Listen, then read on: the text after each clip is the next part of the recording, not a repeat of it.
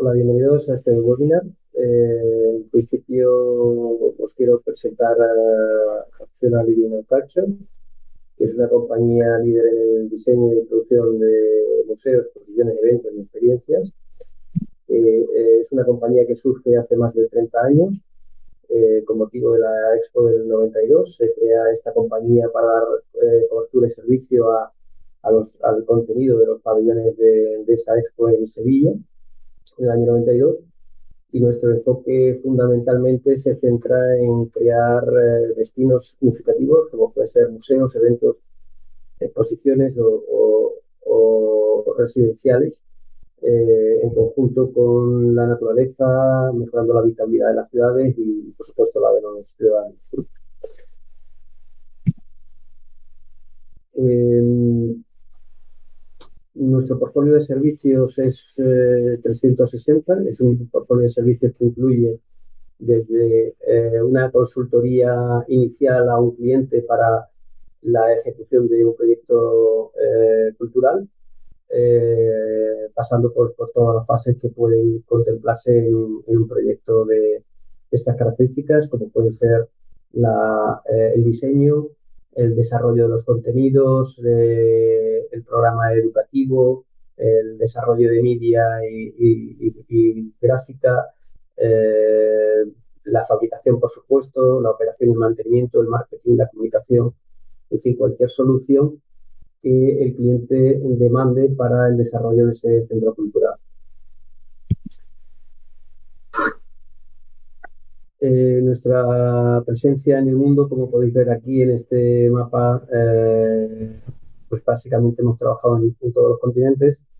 Tenemos nueve oficinas distribuidas por todo el mundo y bueno, pues llevamos a cabo proyectos de diversa índole, desde, como decía antes, proyectos que pueden ser no solamente proyectos integrales donde hacemos todo el proceso, sino también puntualmente pues asistencias técnicas, consultoría, mantenimiento, operación, marketing, comunicación, en fin, un poco de toda la tipología de servicios que está en nuestro portfolio.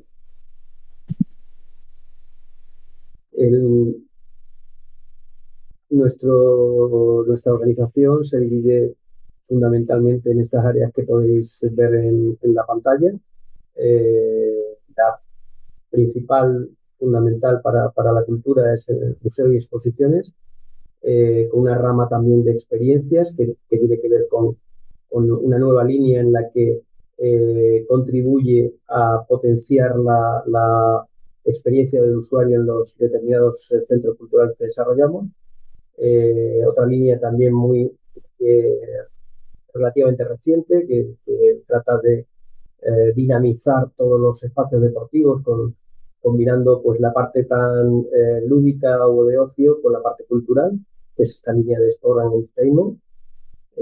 Una línea de interiores donde realmente pues queremos potenciar espacios donde convivan los usuarios, no solamente a nivel de disfrutar la cultura, sino también de pues poder tomar una copa o estar en un entorno mucho más relajado y como de transición también de los espacios culturales que desarrollamos.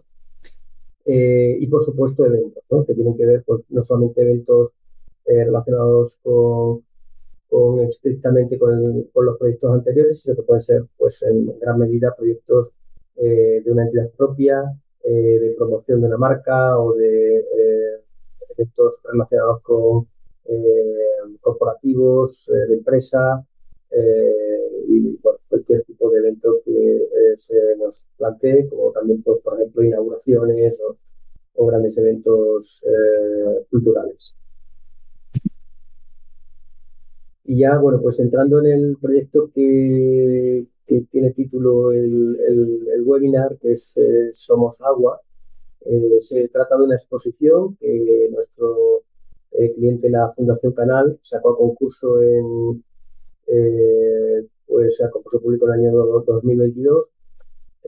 Ese concurso tenía una solicitud de requerimientos que debíamos de desarrollar, eh, y que, bueno, fundamentalmente pues contemplaban el diseño y la producción de contenido expositivo, la redacción del proyecto y la ejecución del montaje y la gestión del espacio una vez abierto al público, todo lo que tenía que ver pues con la parte de merchandising y operación, ¿no? Uno de los retos para conseguir este tipo de objetivos era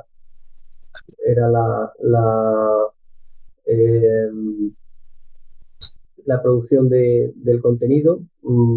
Había que desarrollar completamente el contenido de todos los assets que tenían que ver con los exhibits que se desarrollaban, conseguir todas las licencias, toda la gestión de imágenes, el desarrollo de los textos con científicos. Luego, más adelante, mi compañera Elsa explicará mejor este aspecto. También todo el desarrollo del diseño, el desarrollo gráfico, el desarrollo de media, el montaje de hardware y todo lo que conllevaba la parte de fit-out, de mobiliario y gráfica. Y como decía anteriormente, pues la parte de operación y gestión de la exposición que iban pues bueno encaminadas por un lado a atender a los usuarios y darle toda la cobertura incluso educativa que conllevaba el desarrollo de los talleres y la promoción o la venta de entradas a través del TikTok, ¿no? Y por supuesto, teniendo en cuenta en todos estos procesos la sostenibilidad, ¿no? No solamente de los materiales, sino también de los procesos, que luego mi compañero Ramón explicará más en detalle. Pues, por supuesto, este proyecto, pues como cualquiera de otros que desarrollamos en National Living and Culture, tiene un equipo de profesionales multidisciplinar, desde la dirección del proyecto, que coordina con el cliente e internamente pues todas las gestiones del día a día del proyecto, pasando por la intervención de los distintos departamentos. En este caso, bueno, pues muy resumidamente tenemos aquí diseño, contenidos, desarrollo técnica y la gestión, ¿no? Cada uno de ellos pues con sus determinados subdepartamentos que, como veis aquí, pues desde, por ejemplo, el desarrollo del diseño experiencial, es decir, aquella experiencia que el visitante tiene que absorber, cómo el visitante absorbe los contenidos y cómo podemos que esos contenidos ad hoc para cada uno de los perfiles de target de público que pretendía el cliente transmitir esos contenidos, pues se consigue con el desarrollo tanto de las experiencias como de los contenidos, como de la propia gráfica o los exhibits, ¿no? O interactivos incluso en algún caso, ¿no? Bueno, en lo que fue el desarrollo del programa de ejecución del proyecto, en este caso concreto, básicamente todos los proyectos se dividen un poco parecido a lo que ocurrió aquí en Somos Agua, pero digamos que fundamentalmente lo podríamos resumir en distintas fases, como es la fase en la que se produce un poco todo lo que es la intervención de la producción en sí de los audiovisuales, de lo que es la producción del mobiliario, la instalación de hardware, y bueno, todo lo que es la parte física, digamos, de la instalación y la parte de contenidos. Y por otro lado, en este caso, también, que por eso hemos pretendido explicaros este proyecto, porque entiendo que engloba bastante todas las funciones que hemos podido hacer dentro de un proyecto, pues casi están todas representadas aquí, ¿no? Como la fase 3 que se indica en este cronograma, que es era la gestión de la venta de entradas, el ticketing digital y todo lo que tiene que ver con la promoción también al público de este evento, en este caso de esta exposición, ¿no? Bueno, luego en la fase ya de, digamos, de apertura al público, que es donde se desarrolla ya, digamos, la formación del personal que va a estar en la sala y que interactúa con los visitantes y que tiene pues como misión atender al público y bueno, incluso en algunos casos, como ocurre en este proyecto concretamente, pues también el desarrollo de los talleres, el mantenimiento de los equipamientos de la sala, lo que es la operación diaria de encendido apagado de toda la exposición. Y por último, pues la fase final de desmontaje y restitución de la sala al estado original, ¿no?, en la que se encontraba. Esto es un proceso relativamente más rápido que todo el resto, pero que también conlleva una serie de procesos que hay que tener muy en cuenta porque, bueno, pues finalmente trata también un poco, como ya comentaba mi compañero Ramón, de los casos en que tiene que ver con la reutilización de materiales, con la reutilización también o de evolución, en este caso de los préstamos de la propia exposición y la restitución de la sala al estado original. Y ahora, bueno, pues doy paso a mi compañera Diana, que os va a comentar un poco el concepto de esta exposición, ¿no?, y el espacio.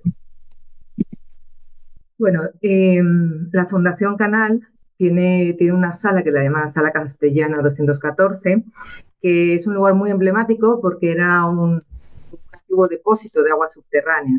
Son 2.500 metros cuadrados y tiene pues esta geometría tan marcada que a veces, bueno, hay gente que prefiere trabajar sobre un lienzo en blanco y hay otros que, bueno, si ya existen unos condicionantes que te van quitando incógnitas en esa ecuación, pues a veces eso ayuda mucho a diseñar. En cualquier caso, tener un contenedor siempre lo vas a tener a la hora de diseñar espacios culturales, incluso si son al aire libre.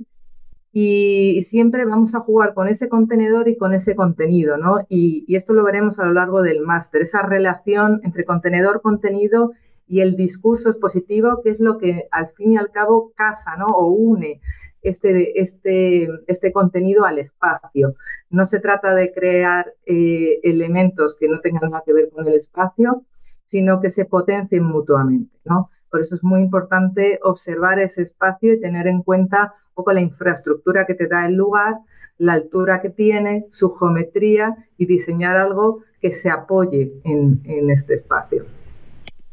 De hecho, esto nos vino, la parte del anteproyecto expositivo ya nos vino por parte de la Fundación. Nosotros desarrollamos todo el proyecto de ejecución, hicimos la producción, hicimos el montaje, pero ya existía una intención, un concepto de diseño que, como veis aquí en la planta del depósito, se apoyaba de alguna manera en esas columnas, ¿no?, para crear espacios, para crear ambientes y poder delimitar las distintas áreas temáticas, porque era un proyecto muy ambicioso a nivel de contenidos.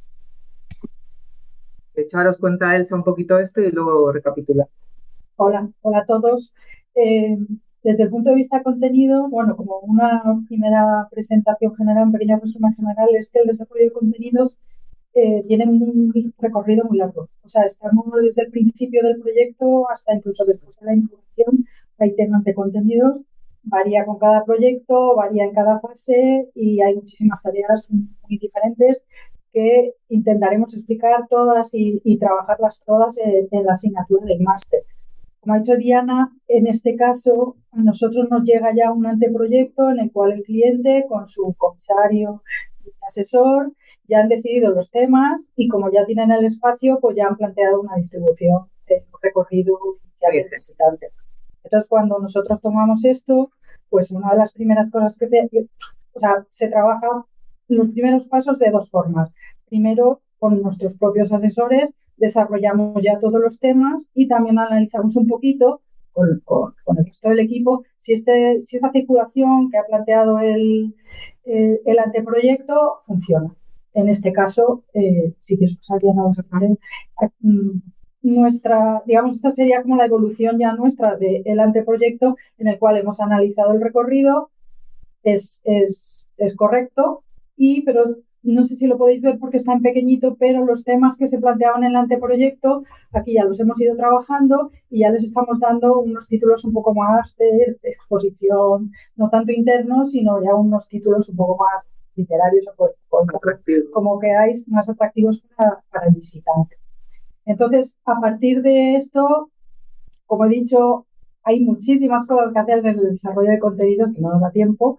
Entonces, pero principalmente, por acotaros un poco en esta exposición es casi todo audiovisual. No sé cuál es el porcentaje, pero creo que había como 84 producciones audiovisuales. Entonces, pues con el trabajo de asesores científicos, porque además es un tema científico, si fuera historia sería otro tipo de asesor, pero con asesores científicos pues vamos desarrollando todos los temas y decidiendo pues qué se va a contar en cada uno de estos capitulitos y qué tipo de imágenes. Esto se trabaja también con otros equipos, porque siempre trabajamos, no se trabaja en contenido, no se trabaja de forma independiente, siempre trabajamos con el resto de las disciplinas del proyecto.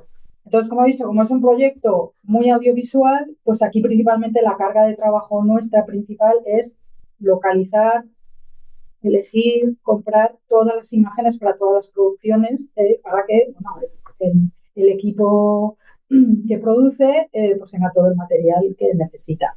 En otros casos, en las exposiciones, pues si hay piezas en vitrinas, pues hay que buscar, en fin, es otro trabajo diferente.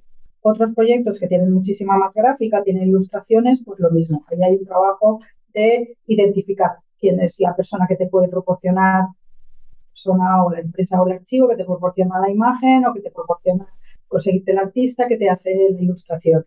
Es un proceso muy largo en el que vamos recopilando especialistas y para los que les tenemos que dar una importante cantidad de información para que cada uno pueda hacer su trabajo.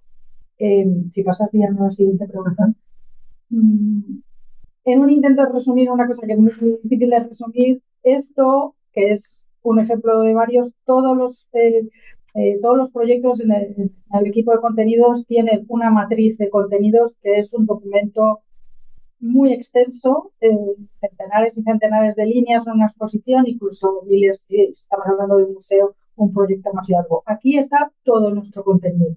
Hay una línea por cada panel, por cada foto, por cada vídeo, por cada cualquier cosa. Si hay una maqueta, si hay una réplica de un animal, por todo lo que haya físicamente dentro de nuestra exposición, ya sea escrito, audiovisual o audio, está representado en esta tabla que empezamos a trabajarla en las primeras fases del proyecto y se va completando hasta el final. Y es como la Biblia, aquí está todo. Si no está aquí, no lo encontramos, se ha perdido o no se hace. Entonces, este es nuestro trabajo principal y, bueno, aquí no lo podéis ver porque está muy pequeñito. En la siguiente diapositiva he intentado hacer un poco de zoom para que veáis algunas de las columnas que sirven para ir definiendo cada uno de los ítems, pero hay muchísimas más.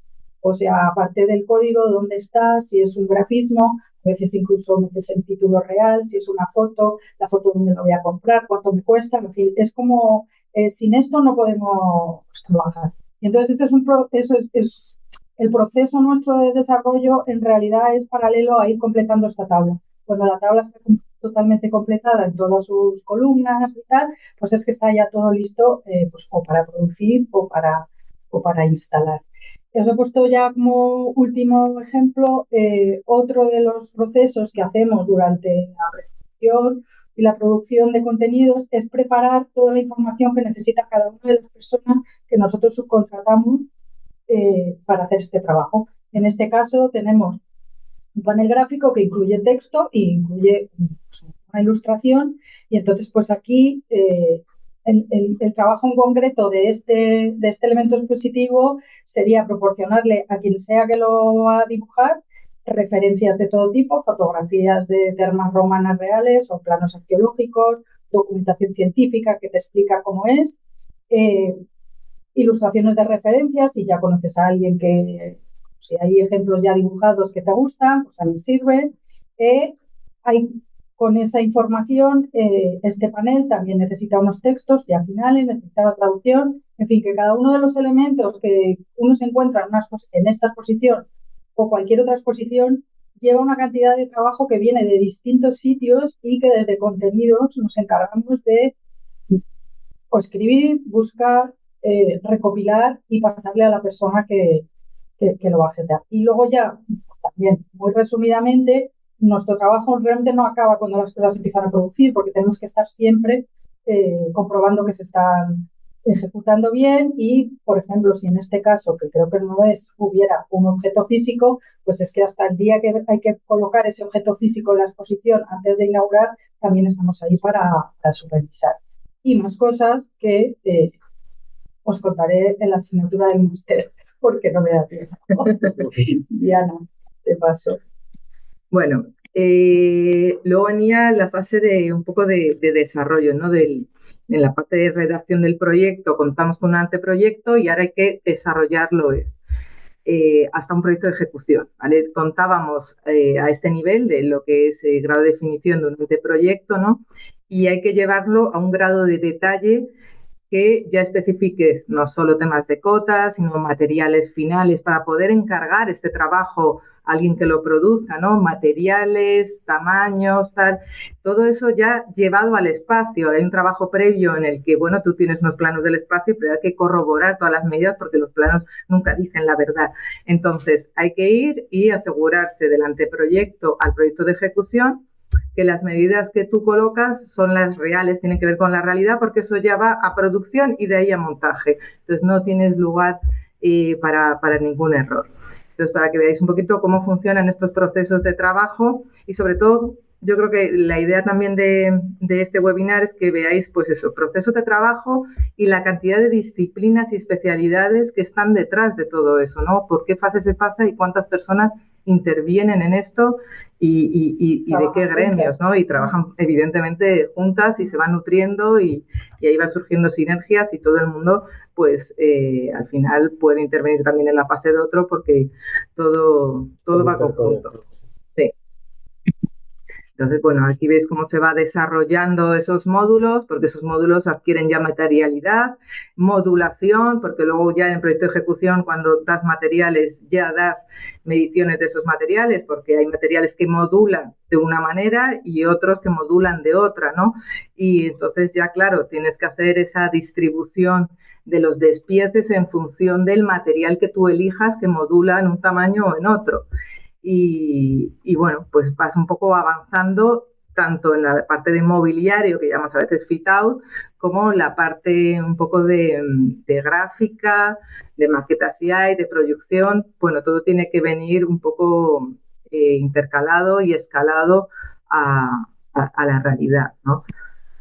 Entonces, aquí veis, pues también nos levantamos, aparte de nuestras secciones y tal, en las que pues vamos un poco al detalle, dependiendo un poco lo que exija cada pieza o cada módulo de la exposición, pero también nos hacemos nuestros 3D para ver cómo va a quedar, la perspectiva, la visual y tal, y suele luego parecerse bastante a la realidad, como veis a la izquierda, ¿no? En este caso teníamos incluso un estanque en el que teníamos que producir un agua que caía y, bueno, pues había uno urgente y de ahí pues todo el cálculo también de ese estanque, de esas paredes para que en ningún momento reventara. Bueno, pues luego hay, dependiendo del módulo, pues más complejidad o menos y a veces hay que meter profesionales más a nivel de ingeniería o hacer algunos cálculos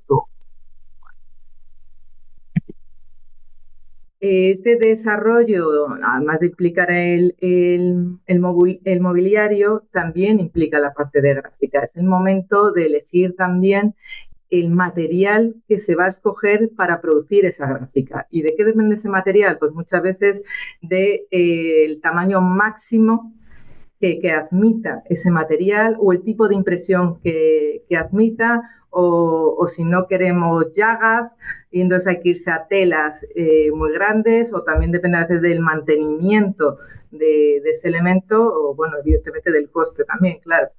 Entonces, bueno, son la clase de lecciones que se van tomando cuando vas desarrollando el proyecto y sobre todo a nivel de proyecto de ejecución, ¿no?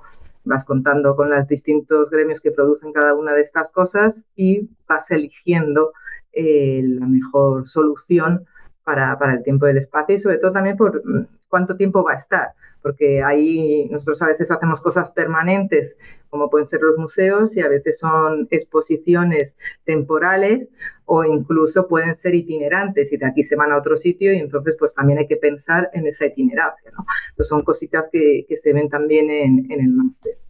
Sí, aquí quería yo solamente en esa diapositiva anterior indicar que este módulo concreto, pero en casi todos los que se desarrollaron en esta exposición, tenía una combinación de diferentes elementos que podían ser tanto digitales como podéis ver ahí una pantalla en la que había un interactivo, o bien un audiovisual que tenía que ver con toda la temática que se desarrollaba en ese módulo.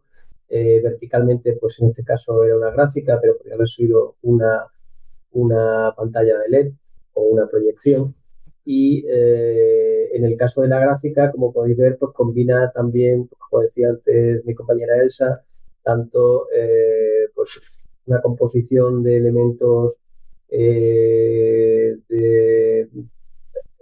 pueden ser, digamos, elementos digitales o elementos de dibujo, ¿no? Sean ilustraciones o que sean esquemas.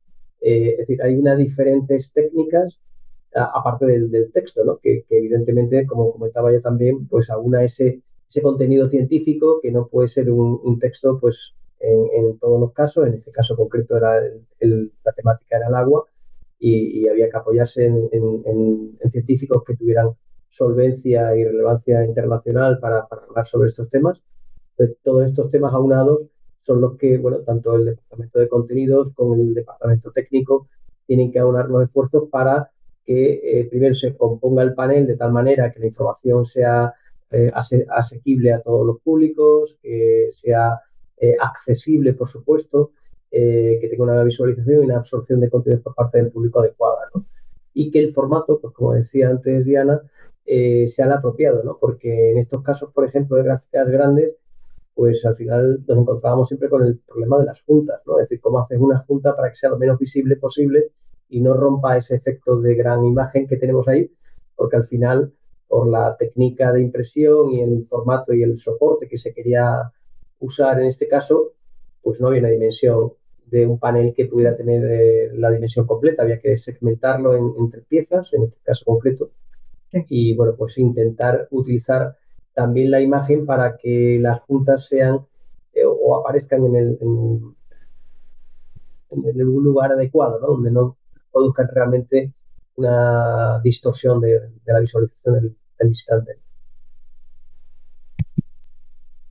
Bueno, y luego aparte de la gráfica, evidentemente está siempre la parte de media, ¿no? Aquí, como había tantos audiovisuales, como ha dicho Elsa, 84, pues sí que se hizo un estudio previo de estilos gráficos, ¿no? Nos vamos a un estilo más de ilustración, nos vamos a un motion graphic, nos vamos a un tema de rodaje, o sea, hay muchas opciones a la hora de plantear un audiovisual, dependiendo un poco, evidentemente, del público y, bueno, del contenido, de lo que quieras contar, ¿no? Entonces, bueno, se hace un primer estudio del estilo, luego vienen los guiones, ¿no? De ese media, en plan, ¿qué vamos a contar? ¿No? Y lo solemos acompañar en el caso en la parte ya de proyecto de ejecución, ¿no? De esta especie de stories, ¿no? De stories para ya ir visualizando y presentando al cliente antes de tener toda la producción hecha, que luego ya hay menos margen de maniobra. Sí, esa estética general, ¿no? De que vamos a contar, y luego también con el asesor científico que te va diciendo, bueno, pues esto sí, esto no, aquí os habéis equivocado y tal. Entonces los stories son fundamentales en esta parte del proceso. Aquí tenemos un ejemplo de uno de los vídeos que hicimos para la cuestión.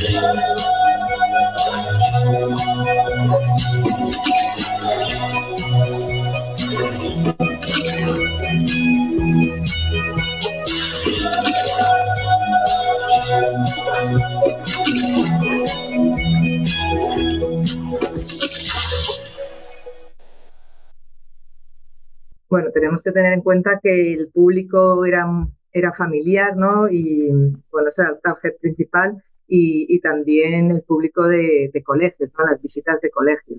Entonces, el estilo influye un poco en el tono, también como quieras presentar ese contenido, si más objetivo, más duro, menos, y entonces eso también se valora, es algo que se valora a lo largo del proyecto.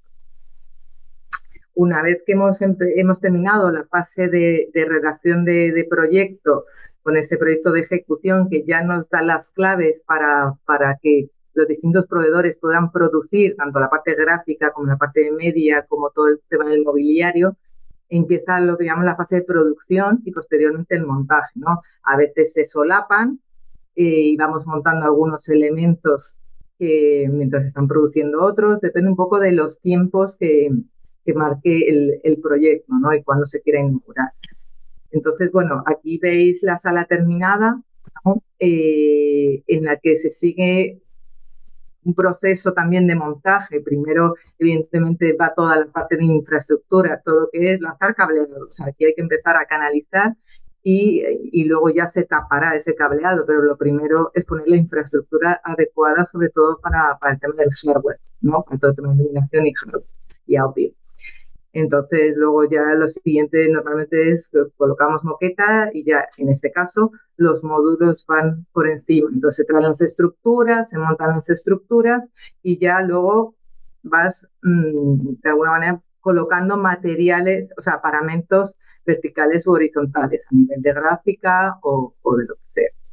Y aquí en este caso concretamente hay una dificultad añadida, es un espacio complicado porque no se pueden ocultar fácilmente las infraestructuras solamente por el suelo, que tiene un suelo técnico, y como veis la estructura de ladrillo visto no tiene ningún tipo de cableado, ningún tipo de protección, digamos, a la hora de poder esconder esas infraestructuras y ir pasando de un módulo a otro. Tendríamos que ir por el suelo, es decir, el suelo básicamente se levantó casi entero para hacer todas esas infraestructuras que comenta Diana y poder acceder a cada uno de las exhibit y estudiar, evidentemente, en el proceso de desarrollo técnico cómo podemos llevar esa electricidad o esas comunicaciones de hardware a cada uno de los elementos y cómo podemos hacer una iluminación sin tener que, digamos, conectar por pilares o por paredes con cableado visto.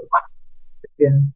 Y bueno, después de colocar la gráfica, luego va el volcado, ¿no? Al final había que volcar a última hora, eso siempre, todos los vídeos, ¿no? Cada uno en su lugar, porque siempre hay correcciones de última hora por el cliente o por propios contenidos, que son los que se revisan todos los vídeos y todas las gráficas, asegurarse que los textos, porque a veces hay erratas, ¿no? Ya que hayamos colocado algo mal, sino que evidentemente siempre hay erratas. Entonces, bueno, contenidos ahí hace un gran papel en revisarse absolutamente todo y ya cuando está todo ok se vuelcan esos contenidos al hardware y por último se orienta la iluminación. La iluminación es la última en entrar. Es verdad que durante el proceso en el montaje se coloca lo que es el equipamiento, pero la orientación final de esos focos y su intensidad van al final, porque hasta que no está al final no están las condiciones de sala, que llamamos condiciones de evento casi, en el que los audiovisuales emiten su luz, las pantallas otra, entonces cuando ya tenemos las condiciones finales ya se termina de ajustar la iluminación, es siempre el iluminador el último que entra. Y al igual también que la programación de hardware combinada con la de iluminación, ¿no? Es decir, si hay secuencias o determinados espacios que generan una sensación de apagado del sentido de la luz con respecto a la producción audiovisual que se genera en la sala, entonces ese tipo de cuestiones son las que se programan ahora al final, ¿vale? Incluso para dar luego pie al famoso proceso de debugging, ¿no? Es decir, intentar ver dónde realmente hay un error de programación que nos está conllevando pues que la iluminación no se encienda realmente cuando debe encenderse o que el interactivo pues, o el audiovisual concreto pues no responda como tiene que responder o un motor que activa un mecanismo, cualquier otro sistema que está programado en conjunto de la exposición. De hecho, aquí prácticamente todo estaba en local porque no teníamos un cuarto técnico, que siempre es muy recomendable, pero aquí por la calidad del espacio y también por costes y tal, pues al final está todo en local. Lo que te hace es que cada vez que tengas que volcar el vídeo, tienes que ir a cada dispositivo a cambiar ese vídeo si es que hay una errata. Eso es importante, el tema del cuarto técnico, desde el que controla el encendido y apagado de absolutamente todo. Bueno, aquí veis ejemplos de proyecciones de gran formato, ¿no? Porque teníamos esas pantallas audiovisuales con audiovisuales un poco más, bueno, más documentales. Y luego teníamos otros más tipo, pues eso, tipo inmersivo, más de gran formato para contar otros conceptos, ¿no? Más casi instalaciones artísticas, que es la que os comentaba antes del estanque con esas dos pantallas, esas tres pantallas mientras que cae el agua y otra que relacionaba el cuerpo humano, ¿no? con la cantidad de agua que tenemos dentro. Estas eran unas instalaciones, bueno, ahí veis una especie de acuario hecho por pantallas LED, ¿no? Y bueno, a la derecha veis una especie de mobiliario que hicimos para contar un poco la energía automotriz.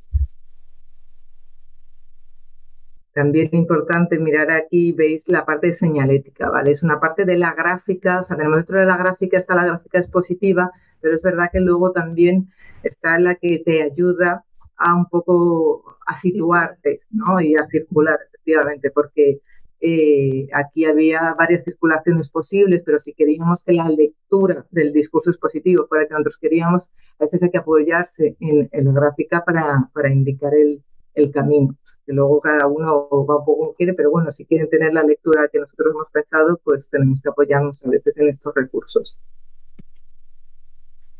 Y aquí teníamos un túnel de LED, que en aquellos momentos creo que era el más largo de Europa, no tengo ni idea, pero sí que se nombró porque era paredes y techo. Y aquí, por ejemplo, pues el lenguaje audiovisual fue muy diferente, ¿no?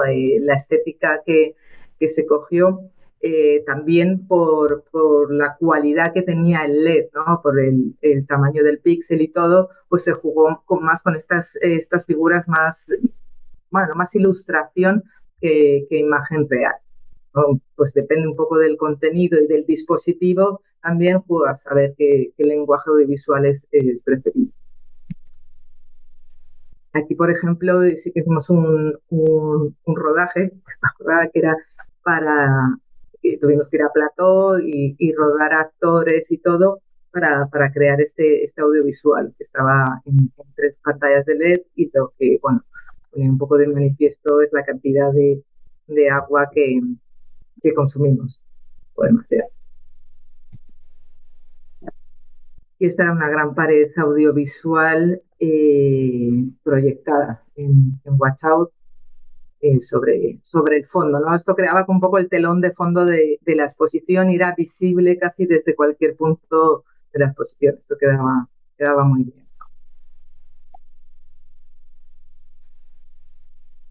Aquí tenemos un breve vídeo para que vean un poco más.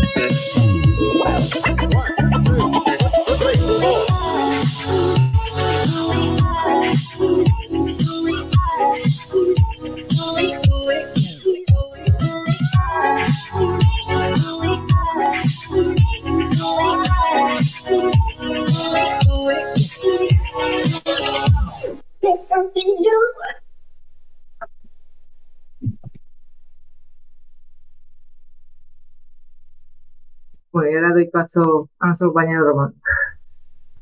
Gracias, Diana. Bueno, pues hola a todos. Yo soy Ramón Rodríguez, soy el responsable de calidad y sostenibilidad de productos. Y la idea es, contaros un poco, seré el profesor de la asignatura de Sostenibilidad y Responsabilidad Social del máster, y que creo recordar que es una de las últimas, creo que las últimas en Sostenibilidad y Marketing. Y la idea, como está concebido el máster, pues es que después de toda la parte técnica, ¿no?, que os han explicado tanto Manuel como Diana como Elsa, terminemos el máster con este enfoque en sostenibilidad que nosotros, por ser Acciona, que bueno, es un gran grupo que se dedica al desarrollo y ejecución de soluciones sostenibles principalmente para ciudades en un montón de ámbitos, como puede ser el agua, la energía, la construcción, infraestructuras. Nosotros creemos firmemente que la cultura también es una llave y es un motor para propiciar ese cambio hacia un desarrollo sostenible, y queremos generar esos proyectos culturales que sean espacio de conversación, de conocimiento, de concienciación, de toma de conciencia, que tengan ese poder sensibilizador al personal, a los visitantes de nuestros proyectos expositivos y museográficos, y pongamos nuestro granito de arena en la ejecución de los objetivos planteados de desarrollo sostenible por Naciones Unidas. Y la idea es, como os decía, pues contaros el enfoque que nosotros ponemos de la sostenibilidad en un proyecto expositivo como fue el de Somos Agua. Y bueno, hacer un poco de anticipación de lo que será la asignatura de sostenibilidad y responsabilidad social. Aquí he de decir que lo teníamos fácil, ¿no? Digamos que el tema nos venía al pelo, ¿no? Era casi un regalo, ¿no?, un proyecto de los que nos gustan, porque era una exposición muy completa, como os han comentado mis compañeros, pero además ponía en valor, ¿no?, un recurso tan preciado como es el agua, y que también en los últimos tiempos, debido a los efectos del cambio climático, es un recurso bastante escaso. Entonces, bueno, esta exposición de 2.500 metros cuadrados y 12 ámbitos tenía un firme propósito, ¿no?, que es lo que buscamos nosotros, tener ese impacto en la comunidad, en los visitantes que van a acudir a nuestra exposición, y era inspirar ese cambio, ¿no?, sensibilizar, concienciar sobre un recurso tan preciado como el agua, y fomentar una gestión más responsable y sostenible. Entonces, es verdad que lo que es el discurso expositivo y el nexo con la comunidad con un tema como este lo teníamos fácil, pero luego había también otros aspectos de la sostenibilidad que teníamos que tener en cuenta, que se tienen que tener en cuenta en el diseño y ejecución de un proyecto expositivo, que son los que voy a pasar a comentar. En primer lugar, la circularidad. Sobre todo en proyectos expositivos como este, como les ha comentado Diana, era un proyecto temporal, ¿no? Era una exposición temporal. También puede ser que diseñemos contenido o proyectos que sean permanentes, pero en este caso era una exposición temporal. Entonces, la circularidad, que no es otra cosa que el darle una segunda vida o diseñar teniendo en cuenta la segunda vida de toda la producción que realizamos para una exposición, se torna básica en un proyecto temporal. La sostenibilidad nos habla, ¿no?, de producir cosas que duren mucho en el tiempo. Entonces, digamos que tenemos que hacer el equilibrio, ¿no?, encontrar ese balance entre diseñar un proyecto efímero, ¿no?, que va a llevar un montón de arquitectura efímera y que tiene una línea finita en el tiempo. Tenemos que encontrar esos mecanismos que nos permitan dar esa segunda vida a todos los paneles. Entonces, bueno, aquí por una parte, lo que era la estructura de los paneles expositivos donde iban alojados diferentes contenidos, lo que optamos fue por diseñar y ejecutar las estructuras de perfilería metálica que fuesen perfectamente modulares para no solo facilitar su transporte, montaje y desmontaje, sino que también nos permitiesen reutilizarlas en otros proyectos.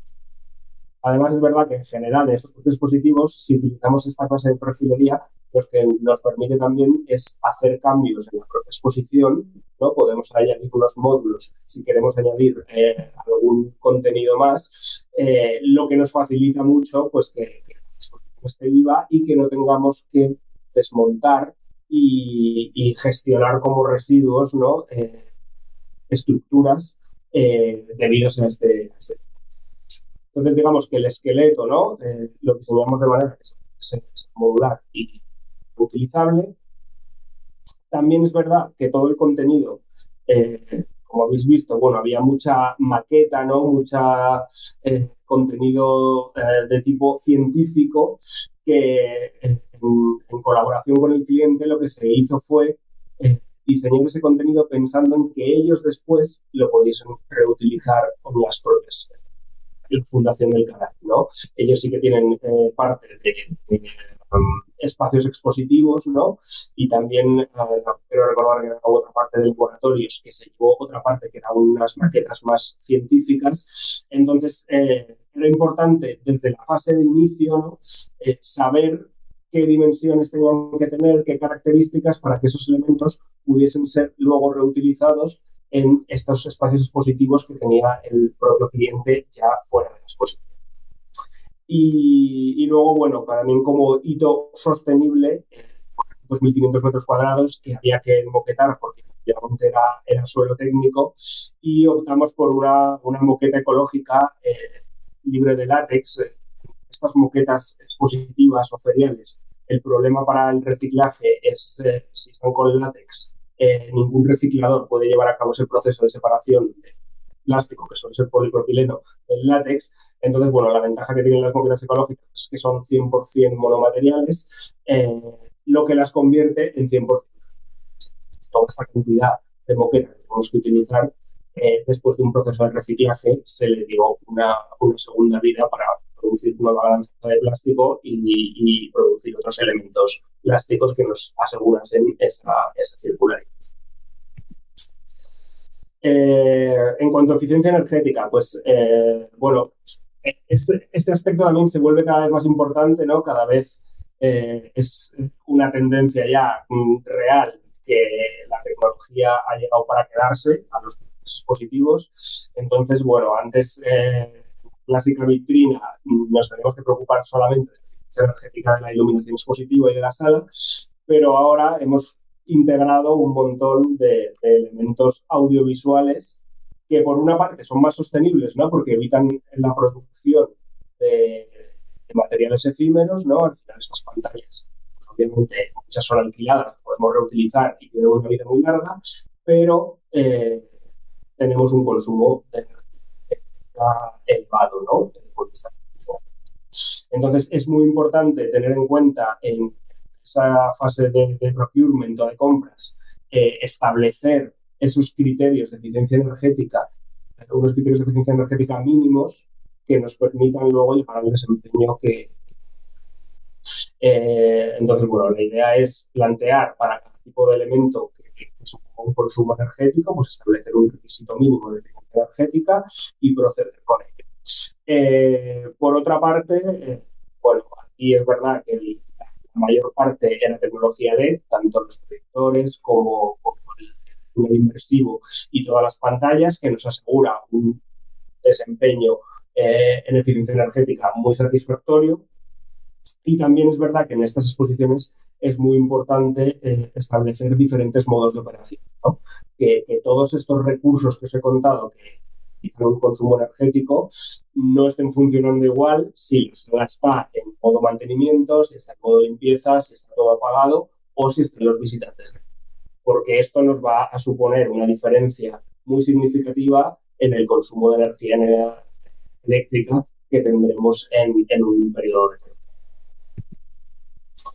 Luego, bueno, de eficiencia energética es verdad que aquí también teníamos mucha suerte porque fomentamos la movilidad sostenible, ¿no? para nuestras exposiciones. Pero bueno, en este caso era totalmente accesible en transporte público. De hecho, yo diría que la mejor de las opciones era asistir en transporte público, porque para allí aparcar imposible. Entonces, esa huella de carbono, ¿no? También de los visitantes a nuestra exposición quedaba reducida por una localización que propiciaba esa movilidad sostenible.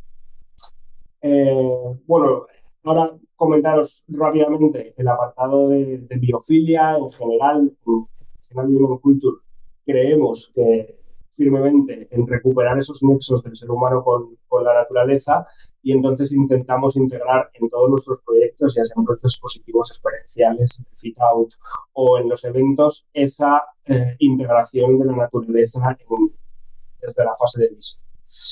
Aquí también es verdad que lo teníamos fácil, ¿no? Os hemos elegido un ejemplo que cuadra perfecto. La conexión con ese recurso natural tan preciado estaba clara, pero bueno, también le dimos ese punto inmersivo, ¿no? Como os ha comentado Diana, había agua real, ¿no? Que nos parecía importante con esa lámina de agua con pantallas. Entonces, bueno, mezclamos ese puesto en valor del recurso tanto a nivel digital como a nivel real. Luego también es que el propio discurso expositivo, ¿no? de exposición ponía en valor los recursos naturales en general y en particular los de la Comunidad de Madrid, ¿no? Entonces había un montón de gráfica, ¿no? De imágenes, de pantallas, de vídeos, de audiovisuales que estaban relacionados con la naturaleza y que creemos firmemente, ¿no? Que esa conexión con la naturaleza te hace sentir bien, ¿no? Cuando entras a una exposición, y creo que aquí el equipo lo consiguió, ¿no? Entrabas como en una especie de trance natural donde salías enamorado de estos espacios naturales y además concienciado. También muy importante en cualquier exposición, y esto lo veremos más en profundidad en el máster, pero es hacer ese nexo de nuestro proyecto expositivo con la comunidad que está alojando la exposición, ¿no? Creemos que es importante que las comunidades desarrollen, ¿no? Ese sentimiento de que qué suerte que esta exposición ha venido a mi comunidad a estar pues unos meses, unos años o para quedarse. Entonces siempre nos gusta integrar de alguna manera esa puesta en valor del patrimonio local, ¿no? Entonces aquí había una parte importante, ¿no? Que era, bueno, los madrileños están muy orgullosos de su agua, entonces había también varios guiños, ¿no? A toda esa infraestructura que hace posible, ¿no? Que desde la sierra, ese abastecimiento, ¿no? Que baja desde la sierra y hace posible tener ese agua de tan alta calidad. Y veis en una foto que había una zona de la exposición donde había un vinilo en suelo que representaba un mapa de la Comunidad de Madrid y ponía en valor esas diferentes infraestructuras y también los parques que tenían infraestructuras hidráulicas importantes estaban representados en ese mapa. Y luego es verdad que hacía esa labor, ¿no? De concienciación de toda la infraestructura hidráulica que permite desde la fase de potabilización, ¿no? Abastecimiento, saneamiento y la depuración de aguas residuales, sacar un poco de pecho, ¿no? de toda esa infraestructura y también acercarla a los visitantes, ¿no? Porque muchas veces pensábamos que abrías un grifo pero no te pones a plantearte todo lo que hay detrás, todo el trabajo que hay detrás para que nosotros seamos capaces de abrir el grifo y que tengamos agua potable en isofacto. Y luego quería comentaros también el tema de accesibilidad e inclusión.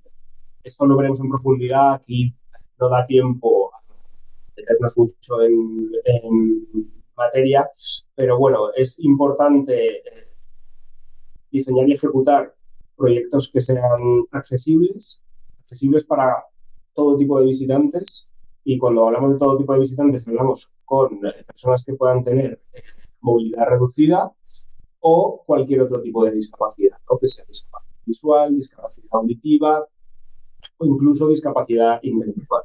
Entonces es muy importante tener en cuenta la accesibilidad desde el punto de vista del espacio físico, ¿no? hora de seleccionar esa localización, que el espacio físico sea accesible, pero también todo el desarrollo de contenidos, ¿no? Que ha explicado mi compañera Elsa. Tenemos que desarrollar los contenidos de manera que sean accesibles a la mayor población posible. Entonces, es verdad que también en esta era, ¿no?, que todo es muy inmersivo, muy interactivo, pues es muy importante poner el foco en porque si ponemos un interactivo, pues tenemos que ver la manera de que esa accesibilidad esté garantizada. La altura de las carteles, la altura de las vitrinas, pues que todo esté en consonancia para diseñar esos proyectos accesibles que puedan ser disfrutados, ¿no?, por todos nosotros. Y luego, bueno, en general, y que resume un poco todo lo anterior, es el impacto positivo, ¿no? Que la comunidad donde hemos ejecutado ese proyecto expositivo, una vez que termine, haya notado ese legado o ese efecto positivo de que esa exposición se haya celebrado ahí. En este caso, bueno, tenía esa labor, ¿no?, de sensibilización clara. Oye, cuando termine la exposición, los visitantes que hayan acudido tienen que estar sensibilizados, ¿no? Y hemos tenido que fomentar en ellos pues cierta responsabilidad o mejorar sus hábitos en el consumo de la. Y aquí, bueno, fue un éxito rotundo, además, como ya han comentado mis compañeros, todo el tema de los talleres escolares que se ejecutaron y de los que también nosotros diseñamos y organizamos. Había una sala polivalente que decidimos utilizar para la ejecución de estos talleres para visitas escolares, y la verdad que fueron un éxito. Era importante también concienciar a los más pequeños, ¿no?, que son los que tienen todo por delante y los que son más permeables. Entonces, bueno, se diseñó este programa de visita a la exposición y luego una realización, ¿no?, de talleres científicos que todos giraban en torno al agua y su protección. También nos encargamos de la tienda, y en la tienda sí que es verdad que además hicimos también un trabajo, ¿no?, de selección de qué pensábamos que podías llevar como obsequio o como regalo o como recuerdo de tu visita a la exposición, pero que también generase ese impacto positivo, ¿no? Entonces todo el material que había en la tienda pues tenía ese propósito de dejar ese impacto positivo o ese sentimiento, ¿no?, de concienciación en torno al agua. Y bueno, nada más por nuestra parte. Muchas gracias a todos los que habéis asistido.